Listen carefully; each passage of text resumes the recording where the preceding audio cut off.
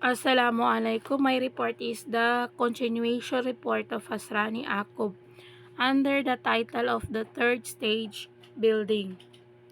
So my topic is the deviation of the Umayyad Caliphs or unapproved changes ng Umayyad Caliphs.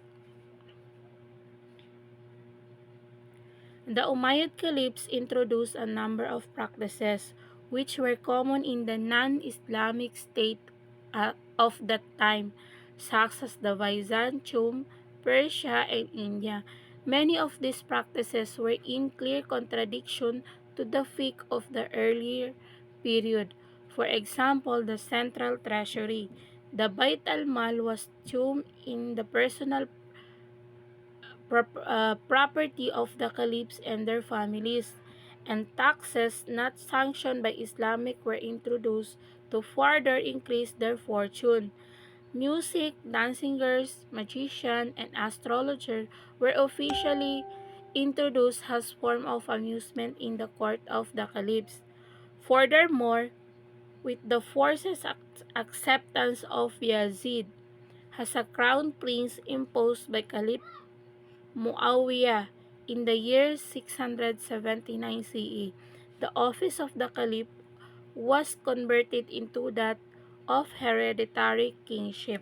Oh, so sa panahon daw na ito, ang mga Umayyad ay marami na silang mga practices na karaniwan na mga hindi Islamikong estado noong panahon iyon, tulad ng Byzantium, Persia at India. Marami sa mga kasanayang ito ay malinaw na contradiction sa fiqh ng naunang panahon. Ang mga halimbawa nito ay ang Central Treasury, ang Bait al-Mal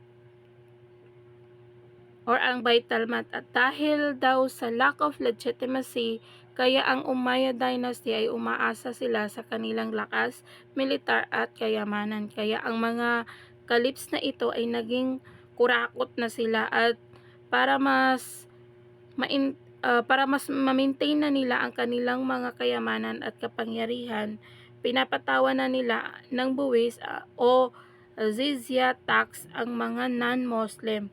Kaya noong panahon na yon, maraming mga hindi Muslim or non-Muslim sa panahong iyon ang nagko-convert o nagbabalik Islam para makaiwas sa pagbabayad ng mga buwis.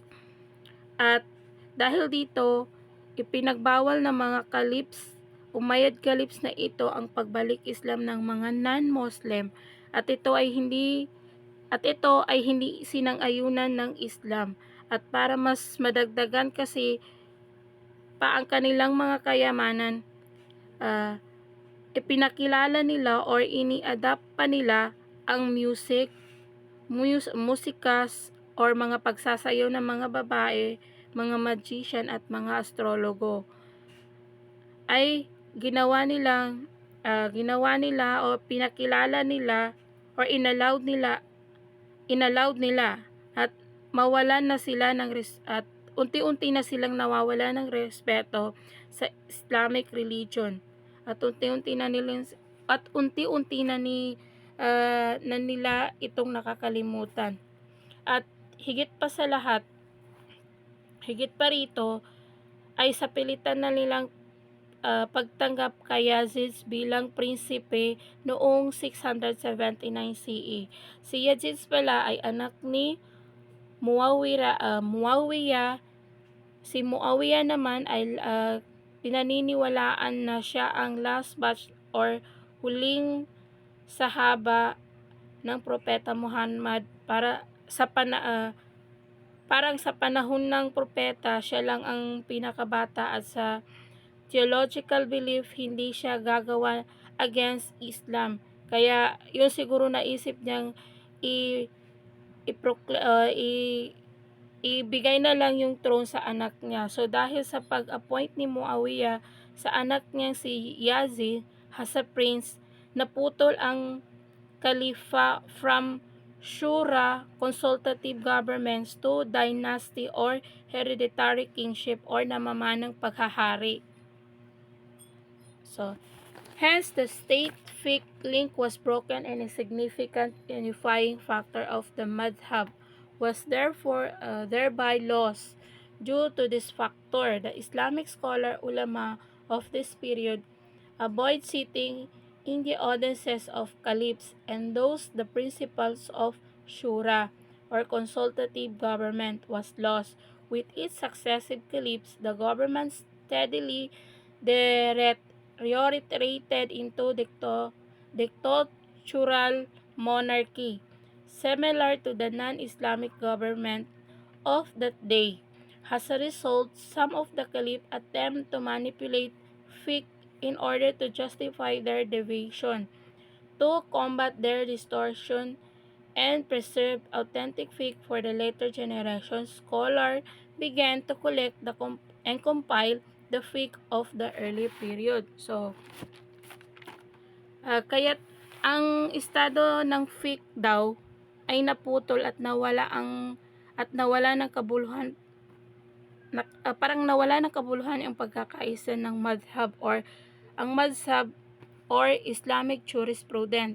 Kaya sa panahong ito, ang mga Islamic scholar or ulama ay hindi pinapakinggan at iniiwasan ng mga Umayyad